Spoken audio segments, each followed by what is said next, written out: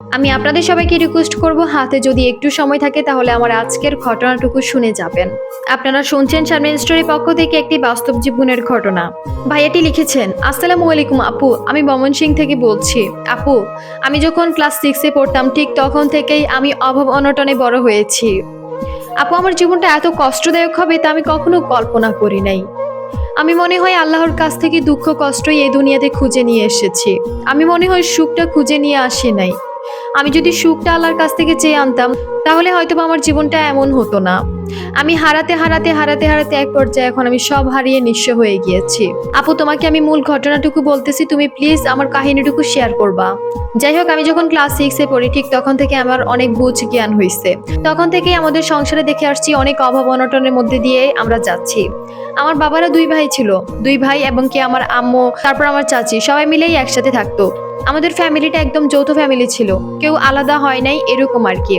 যাই হোক, আমরা 3 বোন 2 ভাই। আমার বোন 3টাকে বিয়ে দিয়ে ফেলছে, আমি আর আমার ভাই আছি বাসায়।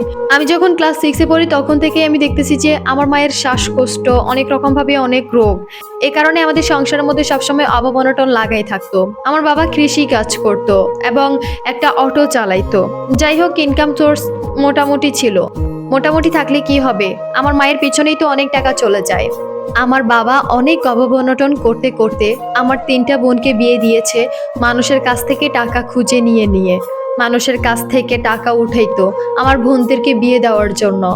এরকম ভাবেই আমাদের সংসারটা চলতো। যাই হোক, একটা সময়ের পর আমার মা একদিন অনেক বেশি অসুস্থ হয়ে পড়ছে। তখন আমি ক্লাস 7-এ পড়তাম।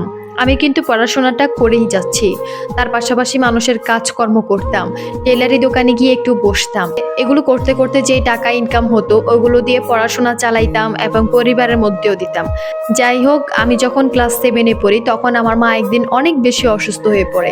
অসুস্থ হয়ে যাওয়ার পর আমার আম্মুকে হসপিটালে নিয়ে গিয়েছে। মায়ের জন্য ফুপিয়ে ফুপিয়ে কাঁদতেছিলাম আর বলতেছিলাম আল্লাহকে, আল্লাহ আমার মাকে সুস্থ করে দাও, মা ছাড়া তো এই দুনিয়ার মধ্যে আর কেউ নাই। যাই হোক, আমার মা হসপিটালে 5 দিন ছিল। 5 দিন থাকার পর আমার মা এই দুনিয়া থেকে বিদায় নিয়েছে। এই কথাটি শোনার পর আমার অনেক খারাপ লাগতেছিল। আমার বড় ভাইও অনেক কান্নাকাটি করতেছিল। আমার বড় ভাইও পড়াশোনা করতেছে, চাচ্ছে তার পাশাপাশি কিছু একটা করতে। আর যাই হোক, আমার আম্মু মারা যাওয়ার পর তাকে দাফন করার পর আমি অনেক একা হয়ে গিয়েছি, এরকমটাই লাগতেছে। বাবার সাথে সবসময় খাওয়া দাওয়া করতাম, বাবাকে কখনো কোনোদিন আর কষ্ট দেয় নাই। আমার যে একটা চাচা ছিল ওই চাচাটাও তো ওই দুনিয়া থেকে বিদায় নিছে। শুধু আমার চাচিটা আছে বাসায়, আর আমার আব্বু আছে, আর আমার বড় ভাই আর আমি আছি। সংসারটার মধ্যে আর কেউ নাই। ওই চাচির মেয়েটাকে বিয়ে দিয়ে ফেলছে। এই কারণেই চাচি আর এই বাড়িতে রইলো না, চাচির বাবার বাড়িতে চলে গেল। যাই হোক, আমার ভাই গার্মেন্টসে পিয়নের চাকরি করে এবং আমি ইটের ভাটারে মাঝে মধ্যে কাজকর্ম করি। এই নিয়েই আমাদের জীবনটা চলতেছে। একটা পর্যায়ে বাবাকে বলেছি, বাবা তুমি কোনো কাজকর্ম করো না, তুমি এভাবেই বাসায় থাকো, আমরা কাজকর্ম করে যা করব করব।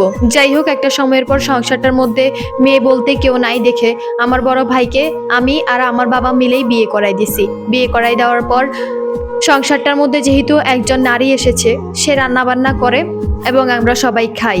এভাবেই প্রায় অনেক বছর কেটে গেল।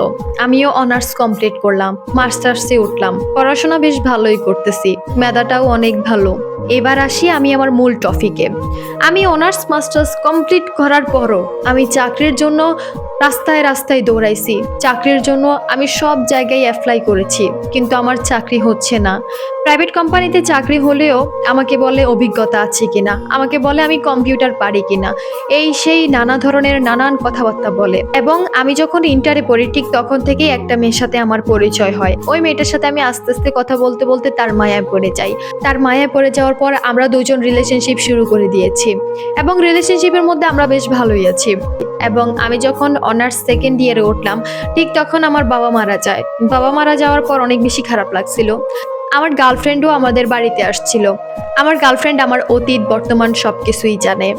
যাই হোক, বাবা মারা যাওয়ার পর তো একেবারেই একা হয়ে গিয়েছি এবং আমি তো বেকার, তেমন একটা কিছু করিও না। টুকিটাকি যে কাজ করি এই কাজ দিয়ে তো আর আমি বউ চালাতে পারবো না বা আমার ক্যারিয়ারটাও যাবে না। অনেক কষ্ট করে পড়ালেখাটা কমপ্লিট করেছি, ভেবেছিলাম ভালো একটা জব করব, বাংলাদেশেই থাকতে পারবো, কিন্তু সেই ইচ্ছাটুকু আমার আর পূরণ হইল না। চাকরির জন্য মানুষের দুয়ারে দুয়ারে হাঁটছি, কোনো রকম ভাবে আমি চাকরি পাই নাই। যে চাকরি পাই সেই চাকরিগুলো দিয়ে আমার কোনো হবে না, ওই চাকরিগুলো দিয়ে আমি আমার নিজেকেই চালাতে পারবো না। ওইরকম চাকরি করে ওইরকম খাটি কোনো লাভ আছে?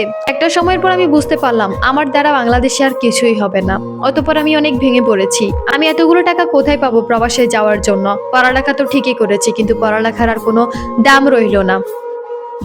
এবং কি আমার প্রিয় মানুষটা হুট করেই বিয়ে করে ফেলছে আমাকে ছেড়ে।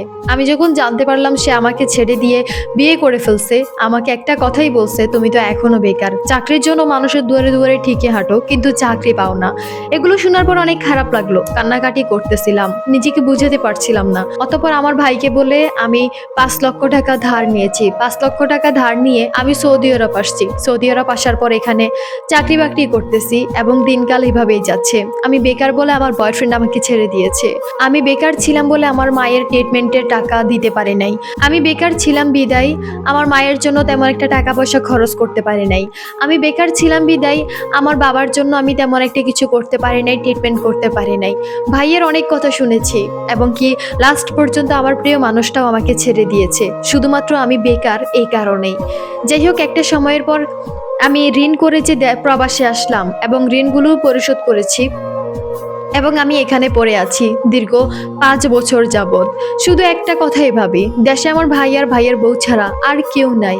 যে যাকে ভালোবাসছিলাম মনে প্রাণে সে আমাকে ছেড়ে দিল। আর যে বাবা মা ছিল ওই বাবা মা তো এখন আর নাই। কার মুখের দিকে তাকায় আমি আর দেশে যাব?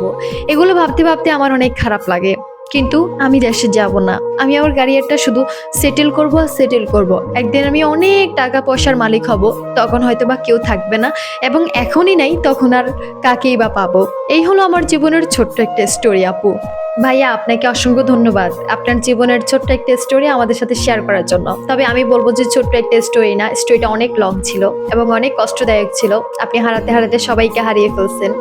একটা সময়ের পর ঠিকই এখন টাকা পয়সা ইনকাম করেন, ঠিকই আপনার জীবনটা ভালো যাচ্ছে, কিন্তু এখন আর সেই মানুষগুলো নাই। আসলে এটাই ছিল ভাগ্যে লিখা এবং আমাদের ভাগ্যে যা লিখা থাকে তা তো আর আমরা মুছতে পারি না। আপনার ভাগ্যে হয়তো বা এগুলোই লেখা ছিল। তবে আপনাকে রিকোয়েস্ট করবো প্লিজ, আপনার জীবনে আপনি বিয়ে করেন, সংসার করেন, আপনার লাইফটা আপনি আরও সুন্দরভাবে সাজান। এটুকু আপনার জন্য আমার পক্ষ থেকে দোয়া এবং ভালোবাসা বরাবর মতো আছে এবং থাকবে। এবং আপনার জীবনের সামনে ভালো কিছু হোক, আপনার জন্য অনেক অনেক শুভকামনা রইল।